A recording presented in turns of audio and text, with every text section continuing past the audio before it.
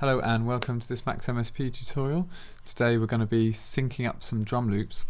So this patch has a fundamental part to it that's really important when you're learning Max, and that's about using signals to control the playback of sound. So we're going to be using signals not directly to generate audio but to drive things to generate audio.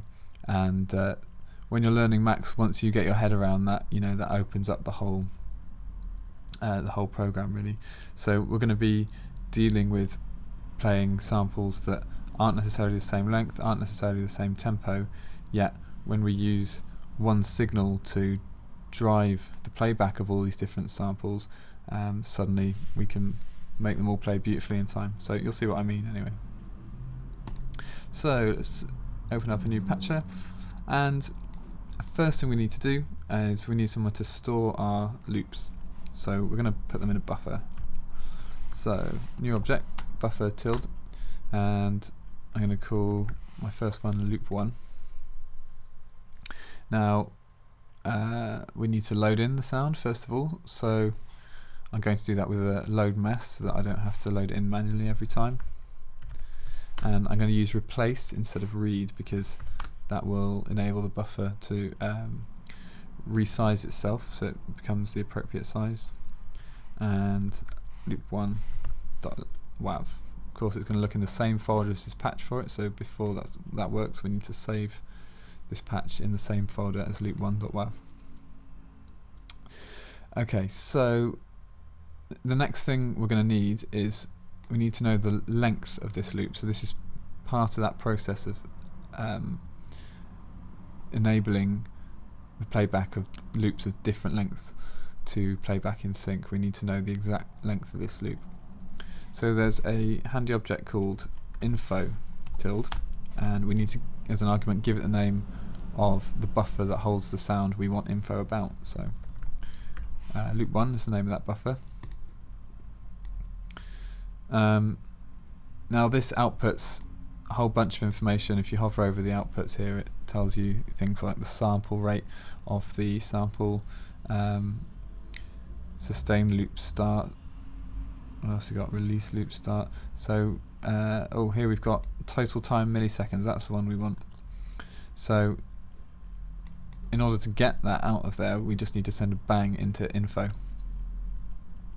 And handily, the second output of buffer is a bang when the read operation is completed. So once the file's loaded in, we get a bang out of here, and we can send that straight into info to say how long is our loop. That comes out of here, and then we can send that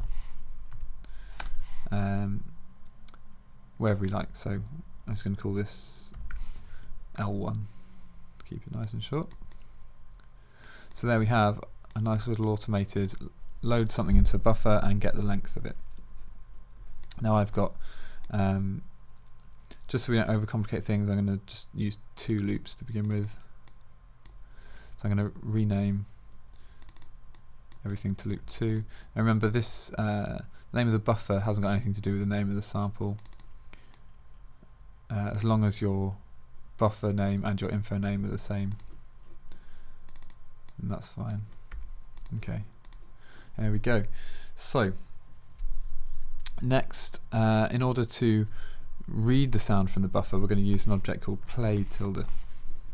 And play tilde also needs to know which sound we're listening to, so we need to put in the name of the buffer. Let's go for loop 1 first of all. Okay, so if I look at the patch and double click on buffer, we haven't loaded anything in yet. Let's file save as, stick that in the same folder as our samples so that it can definitely find it. I'll call it sync loops. I'm just going to close and open that up so that it's definitely found those samples. So now double click on buffer, there we go, that's our loop in there. So what play does is it kind of acts like a playhead, allowing us to scroll through the sound and listen to whatever's underneath the playhead at that time. So yeah, you can imagine it as a playhead inside your editing software, for example, Logic, the playhead in Logic as it scrolls. So we need to feed it a constantly changing signal to drive that playhead to tell it whereabouts in this sample to be. Now if we're looping a sound, we want to play steadily from the beginning all the way through to the full endpoint of the buffer and then immediately jump back to the start again.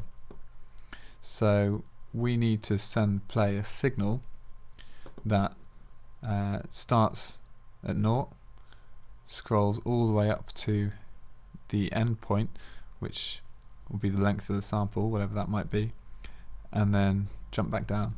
So that immediately tells us what kind of wave shape we're looking for, and it's the exact wave shape that we get from the phaser object. It's a sawtooth wave. So I'm just going to put in a phaser object with a frequency of, let's go 0.5, so that's going to take 2 seconds to complete one cycle. And we're going to look at that with a scope object just so we can see what's going on. And I'll stick in an easy DAC just to enable our sound for now. Connect him up.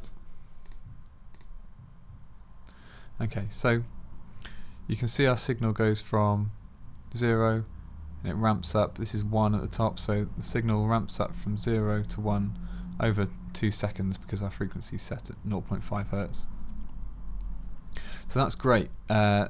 We've got something that we can send to play, but at the moment, play works on milliseconds, so at the moment if we send this signal straight to play, it's just going to scroll through the first 1 millisecond of the sample over 2 seconds. So we need to ramp this up, so instead of going from 0 to 1, it's going to go from 0 to the full length of the sample. So this one looks like about 2.5 seconds, and this one is a bit less, so just over 2 seconds. So all we need to do for the first one, we need to multiply this signal by the full length of loop 1 and then send that to play, and then it will take 2 seconds to play the full length of the sample in the loop 1 buffer. And we do the same thing for loop 2, so we multiply the same phaser signal by the full length of the sample in buffer loop 2, and then in the same amount of time, in 2 seconds, it will play through the full length of the buffer. So it doesn't matter that our samples are different lengths, it's still going to play from beginning to end in the same amount of time, and that's the magic of this wonderful patch. So let's get rid of that. We need a multiply tilde object, and here we have we're sending the full length of loop 1 to this send L1 object, so I'm going to do a receive L1 over here.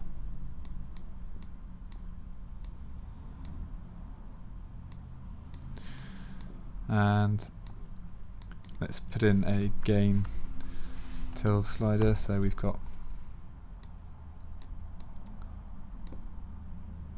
some control over the volume of each loop. I'm just going to double click load mesh to make sure that's gone in again, so we've definitely got our bang from buffer and our loop length. And with any luck, if I fade this up, excellent. Okay, so that's playing back. It's playing back the full loop every 2 seconds, which is a little bit fast because this loop's actually a little bit longer than 2 seconds. So I'm just going to slow this down to about 0.4. Let's try that again. That sounds a bit better. Okay, so now we just need to duplicate this little lot for our second loop, and of course change the name of our receive object and our play object to match those over here. Send the same phaser to both. Connect up the gain slider, and double click on that one again. So let's see what happens.